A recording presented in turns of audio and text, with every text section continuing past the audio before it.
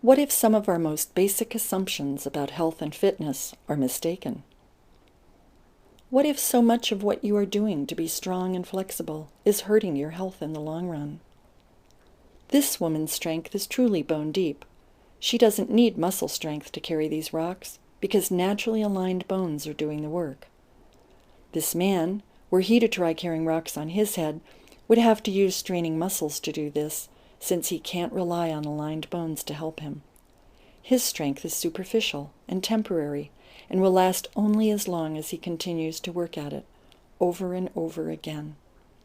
Our culture's emphasis on sculpted muscles and rock-hard abs may have come about from our having forgotten along the way how to inhabit our bodies as intended by our design. As young children learning how to walk, no matter where in the world we are born, each one of us has to find the central axis, or plumb line, along which the joints that carry our weight, ankle, knee, hip, and shoulder, line up.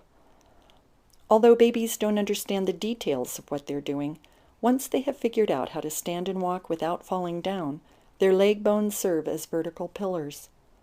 This places the pelvis in the natural position that allows the spine to be a self-supporting structure.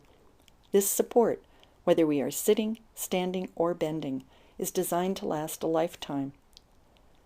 Throughout history, on every continent in the world, people have carried bricks, rocks, water, food, furniture, just about anything at all on their heads, sometimes day in and day out for decades without developing problems. While it is true that some people who carry heavy loads on their heads do suffer serious damage to the spine, it's not because of what they do, but how they do it. We see countless examples today of people who have never carried loads on their heads, but who have gradually crumbled from a lifetime of not having aligned bones. We think of this shrinking as an inevitable feature of aging, yet examples of people who remain upright and strong bring some of our basic assumptions into question and demonstrate that relying on muscles will eventually fail us, but aligned bones will not. People who age into their 80s and 90s along the plumb line remain vital and flexible. Their spines remain extended, their shoulders relaxed. They have an easy grace and a lightness in their step, and free movement and flexibility in their joints. People who age this way remain physically active long after many of their contemporaries have retired into rocking chairs. Compare these images to those of children today, whose computer and TV-driven lifestyles set them on an early course of collapse. Besides the obvious aches and pains that result from misplaced bones, their vital organs and connective valves and plumbing are compressed, impairing blood flow, breathing, digestion, elimination, and nervous system functions. Just how much of a part do these conditions play in determining their future health and the development of many modern diseases that have become epidemic? No one really knows because our current beliefs about alignment and good posture are thoroughly misunderstood.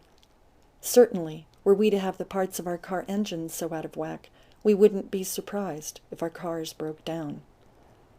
The fact that this is not being addressed by anyone today, especially within the medical community, represents one of the biggest blind spots in our thinking of what contributes to overall health and true fitness. The human body is governed by the same laws of nature that apply to physics and engineering. An architect designs a house with vertical pillars that are essential to supporting the weight of the physical structure. It's not difficult to imagine the stresses placed on a house when its foundation posts are not absolutely vertical.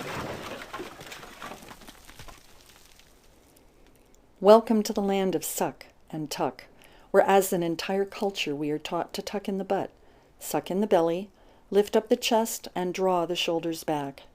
This, we are taught, is the proper way to stand up straight. But is it? In order to stand this way, I must contract many muscles to keep myself held up.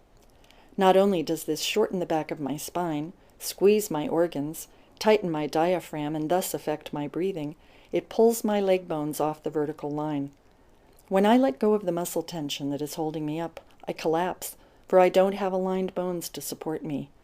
In both cases, whether I am collapsed or pulled up, my leg bones are not vertical. Take a look at what happens, even when I'm working to hold myself up, if someone presses on my head, mimicking the effects of gravity over many decades. Like a building without foundational support, I crumble. Notice how different things are when I am supported by vertical legs. Here there can be a relationship between pelvis, ribcage, shoulders, and skull that provides maximum length through the spine. If someone presses on my head now, as hard as he can, I am able to easily withstand the forces of gravity, or rather stand with gravity, not as a victim, but as a partner in natural living.